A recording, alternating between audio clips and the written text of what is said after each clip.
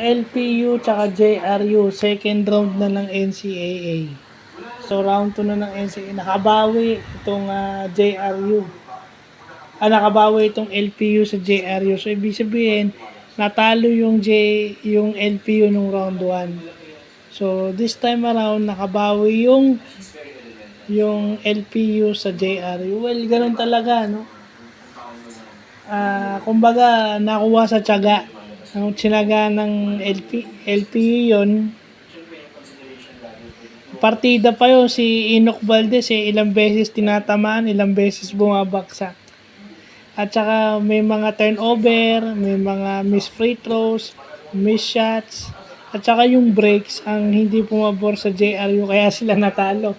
Pero si Coach Louie Gonzalez, parang yung expression niya, parang natulala siya. Dahil parang shock siya sa naging turnout ng game completely.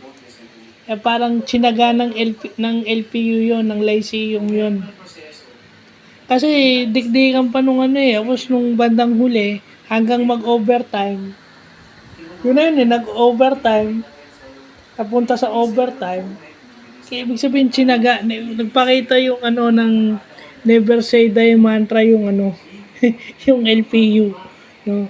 Kasi round 2 kailangan, kung sino yung tumalo sa kanila nung round 1, kailangan nilang makabawi para magkaroon sila ng magandang start sa round 2. Well, yun nga pinakita nitong LPU.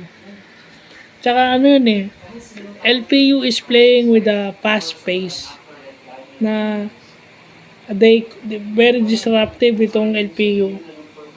Pagkakuha na ng bola, run, and then shoot threes. Disruptive yung medyo parang chaotic yung pace ng LPU. Pumasok yung mga shots na dapat pumasok, yung mga point of attacks nila pumasok. So yun lang yun. Parang parang medyo yung sa bandang huli nagmimintis na at hindi na nakakuha ng tamang break yung JRU kaya natalo.